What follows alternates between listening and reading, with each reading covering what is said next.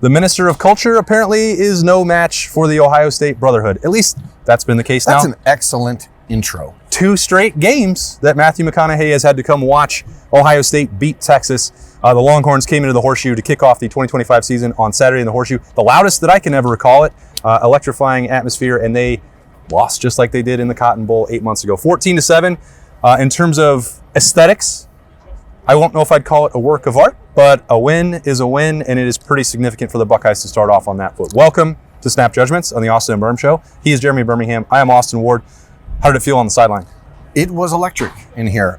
And I know that there are a lot of folks who have a lot of opinions about Ross Bjork and all of the things that Ohio State is trying to do and manage and juggle at one time. But the pregame was amazing. The War Pigs entrance when the team was getting into to do their warm-ups, I was like, wow, that is different. That was awesome. Crowd was great. Stuck around the whole game. I was worried that there was a moment in the fourth quarter where it's 14-0 and Texas goes down and tries their 17th fourth down conversion of the day and it gets stopped. And I was worried that people would start to depart. They did not. They stuck around. Just an amazing atmosphere today at Ohio Stadium. And you know, when you talk about this game, again, we said it on the pregame keys. We've said it for the last couple weeks. The loser of this game is not out. Their season's not ruined. Whoever it was, the loser of this team was still going to be a college football playoff contender. Right. They're very good teams. But that said, like, winning this game meant a lot to Ohio State because you look at the Buckeyes schedule and you look at all of the question marks on the roster and you ask yourself, like, hey, is there a chance for a stumble at Wisconsin or Washington or Illinois? Or then you got Penn State, who will be a top 3 team in the country. And then, of course, you have to go to Ann Arbor. So, like, getting this win, that is a resume. That's not a resume builder. It's an enhancer. That's a resume like, here's our all resume. By itself? Okay. Yeah. You know, like we beat Texas. This Texas team is going to be really, really good by the end of the season. I was super impressed by their defense, the way they fly around.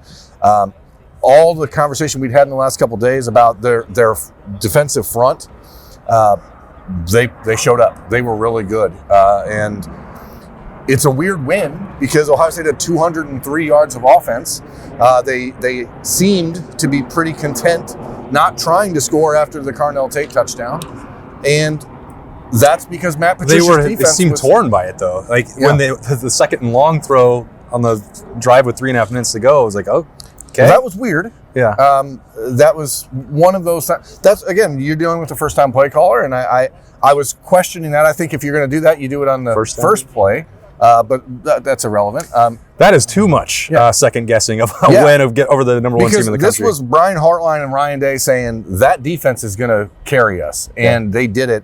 And they did it even when Kenyatta Jackson went down. It looked like a concussion protocol. Ryan Day didn't want to say it in the post-game press conference, but said, well, they took his helmet away. You can't say it by name, and they never took Kenyatta Jackson back to the locker room. So all signs point to upper body. And he was walking around out here after the game, taking pictures, doing selfies. He seemed fine.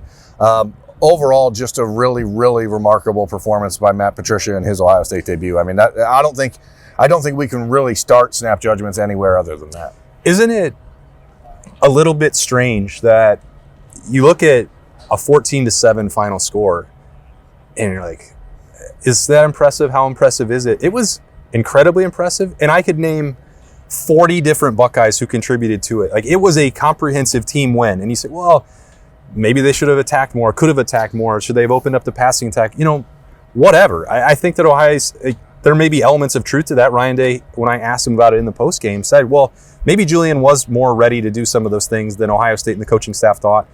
But if you once don't you have got to put him in that if you don't position, have to, then don't take the chance. And Ohio State didn't have to because this defense, to your point, Birm, Matt Patricia called a beautiful game.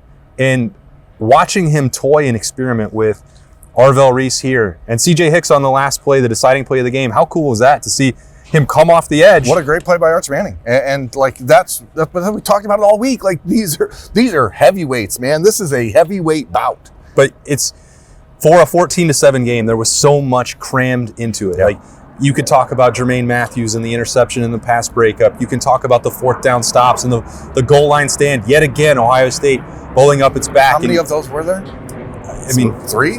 4 fourth down stops, but You had the key one on 4th and goal, Arch Manning with the quarterback sneak, and you have Edric Houston goes low, Caden McDonald, fighting there in the middle. He gets a piece. Caden Curry goes over the top, and they were those three guys. I was joking with them in the tunnel. I was like, well, who got the most here? And Caden's like, I got all of it. Yeah. And then Caden Curry's like, I got a pretty big piece over the top. But it takes all three of them to do that, and they did. It's like that's just rattling off 5 guys right there. That would be Davison Igbinosun had 10 tackles. Not giving enough credit to Davison Igbinosun or Caleb Downs or Jalen McLean flying around the football field. Like it was everyone who played for the Silver Bullets at some point, I think, made an impact.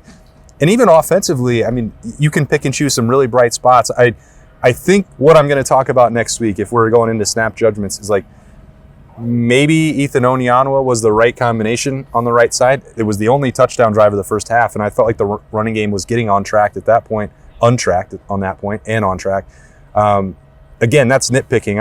I don't know that we have to do that when you beat Texas. You do whatever it takes to get to that point. Integra's played a ton of football at right guard as well. So, the point is like you do really view this as a comprehensive team win, even if the score is not like indicative of a fun-loving game, a shootout, a blowout, or any of that stuff. Yeah, but you couldn't have expected that. I mean, Texas was number 1 for a reason. They've never been number 1 before to start the season, and they won't be number 1 in week 2 of the season. Who will be?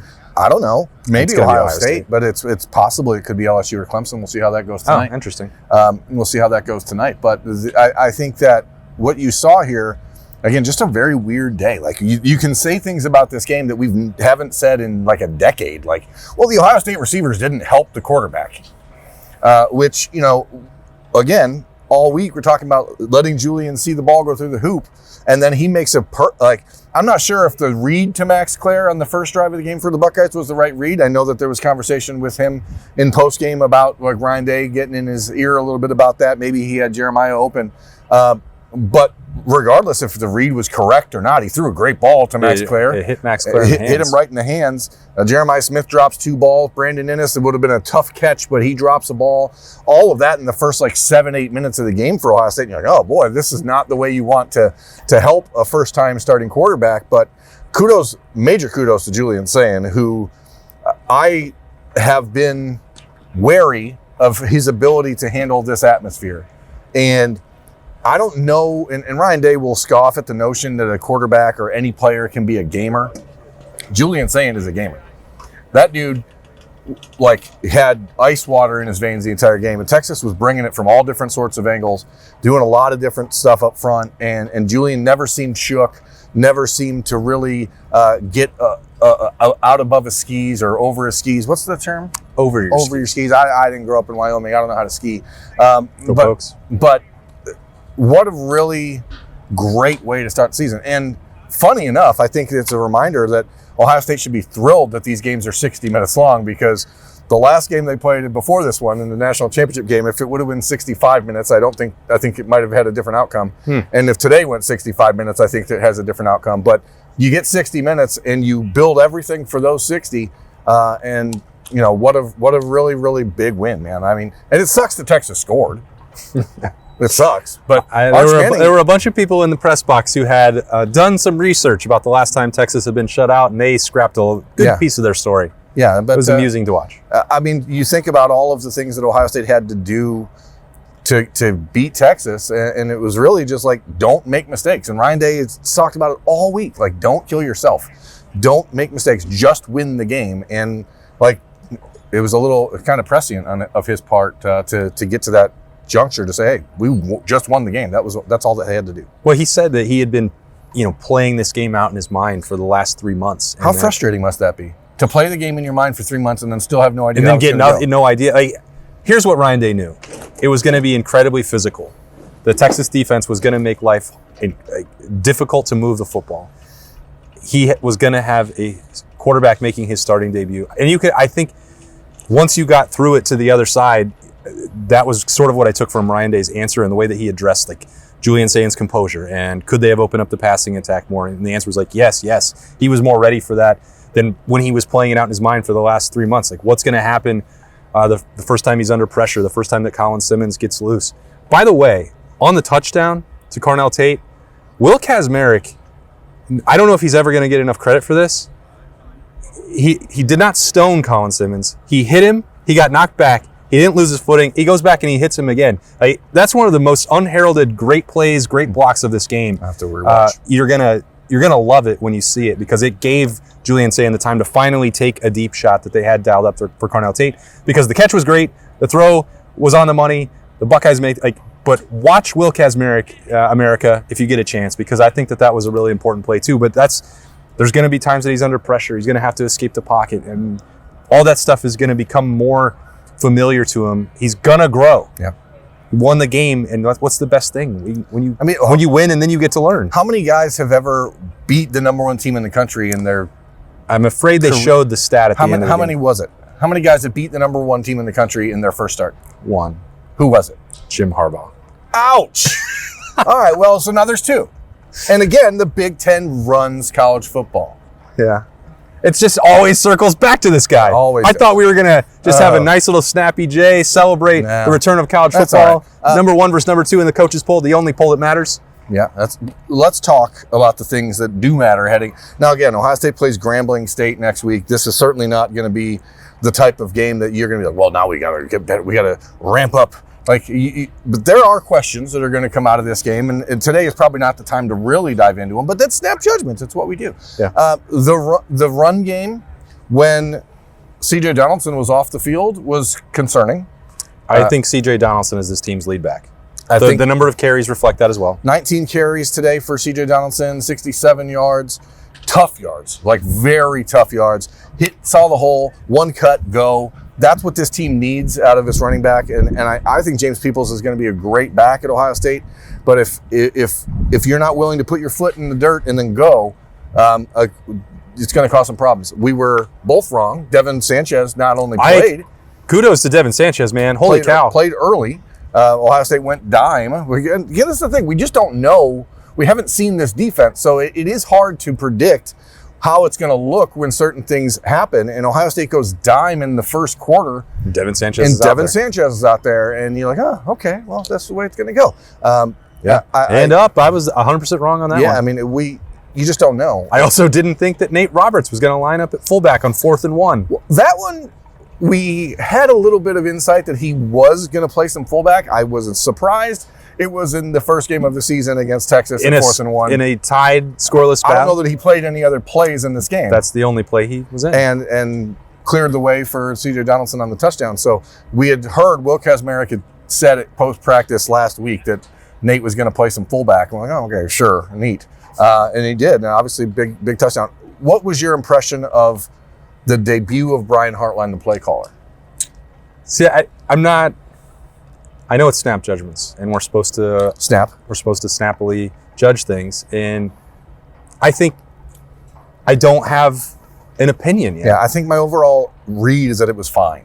And it's not because of what Brian Hartline did or didn't do. Yeah. Because I think, again, I keep coming back to the way Ryan Day described this game plan, and I don't think that they went into a super conservative shell or were unafraid to win the game. It was neither team, into the second half, had any opportunity to actually throw downfield. These secondaries, the pressure up front, guys were covered. Yeah. Even Jeremiah Smith, you can't cover him all the time, but he wasn't even getting open in some of these plays where Ohio State, I think, clearly wanted to get it to him. So it's not to say that Brian Hartline is definitely going to become one of the best play callers in college football, or that Ohio State has to worry. I don't feel either one of those things. They appeared to collectively decide, Brian Hartline, Billy Fessler, Tyler Bowen, Ryan Day, this is what you have to do to get past Texas, to get through an opener. And in hindsight, they are coming out and thinking they could have been more aggressive.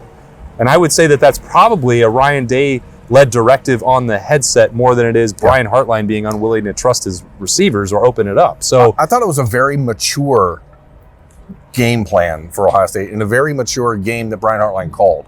Now, again, we are not... Ryan Day called it selfless. Oh, that's a good word for it as well. I think that, everyone expects that Brian Hartline is going to try to focus on the receivers and prioritize the passing game, but he really took a very methodical approach to the game. I think maybe I'd like to see some Buckeyes try to run the ball outside once. They didn't do that at all in this game. But again... Well, you said that they shouldn't. I said they shouldn't, so maybe I'm right. I don't know. Texas, that team speed, that lateral speed is really, really impressive. these two teams, Ryan Day in his post-game press conference said, when we play them again, like, this is not going to be the same team. So they're the two best teams, two best rosters in college football. I'm having a tough time arguing that.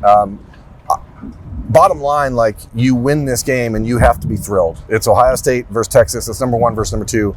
The Buckeyes beat the number 1 team in the country, and there's a lot to grow from this game. And then there's tons. And then there's also like hey, we just beat the number 1 team in the country, and we're actually going to be pretty good again. Can you believe that Penn State messed around, took Jim Knowles, and then let Ohio State wind up with Matt Patricia instead? Thank you. This is going to be the coup of college football. I think that is actually, if you know, this is snap judgments where we snappily judge things. I said I wasn't going to overreact to Brian Hartline, but I am going to do that for Matt Patricia. I am exceedingly curious as to how the national media is going to... What time is the Paul Feinbaum show? ...pivot on their impression of Matt Patricia. I was talking to Spencer Holbrook from Letterman Row earlier when I was getting set up for Snap Judgments, and he said that of all of the national media that was here today, only one of the national media members was in the Ohio State press conference, and all of the others were in Steve Sarkisian's press conference.